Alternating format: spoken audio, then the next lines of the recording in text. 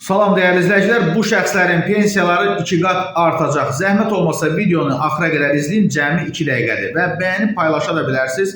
Burada da üstə gəl işarəsinə toxunaraq kanala abunə olun. Axıra qədər izləyin, nə isə başa düşməsəz sual yaza bilərsiniz.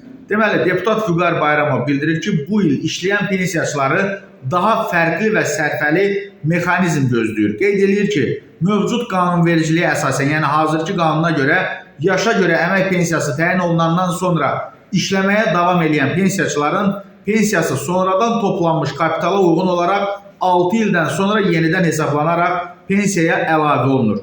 Və indi bir nümunə də göstərəcəm, başa düşəcəksiniz. 6 ildən sonra vətəndaşın fərdi hesabının sığorta hissəsində ödənilən məcburi dövlət sığorta haqlarının 90% nəzərə alınmaqla pensiya kapitalı qeydə alınır.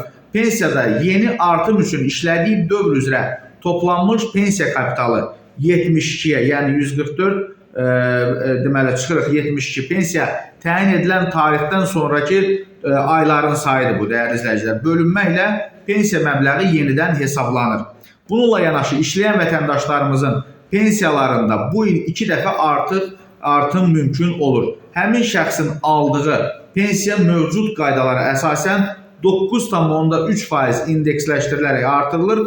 Daha sonra onun 6 illik iş müddəti tamamlanırsa pensiyasına əlavə olunur. Və misal, tutaq ki, vətəndaşa 1 may 2020-ci il tarixində yaşa görə ümumi əsaslarla əmək pensiyası təyin edilib və şəxs işləməyə davam edib.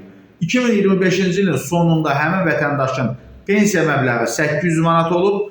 Onun pensiya məbləği 1 may 2026-cı il tarixində pensiya təyin ediləndən sonra 6 il işlədiyi üçün yenidən hesablanır və şəxsin fərdi hesabının sığorta hissəsində bu müddətdə 25.200 manat, yəni ödənilən məcburi dövlət sığorta haqlarının 90% nəzərə alınmaqla pensiya kapitalı qeydə alınır. Bu halda şəxsin həmin dövr üzrə toplanmış pensiya kapitalı 72-yə bölünməklə pensiya məbləği yenidən hesablanır. Bu isə o deməkdir ki, həmin şəxsin pensiyasına 350 manat əlavə olunur. Artıq həmin vətəndaşımız əmək pensiyası aldığına görə onun pensiyası yanvarın 1-dən indeksləşdirilib. Bu ilin may ayında həmin şəxsin yeni pensiya məbləği belə olur. 800 manat üstə gəl 74,4 manat, bu da üstə gəl 350 manat bərabərdir 1224 manat. Yəni göründüyü kimi əmək fəaliyyəti davam edən pensiyaçılarımız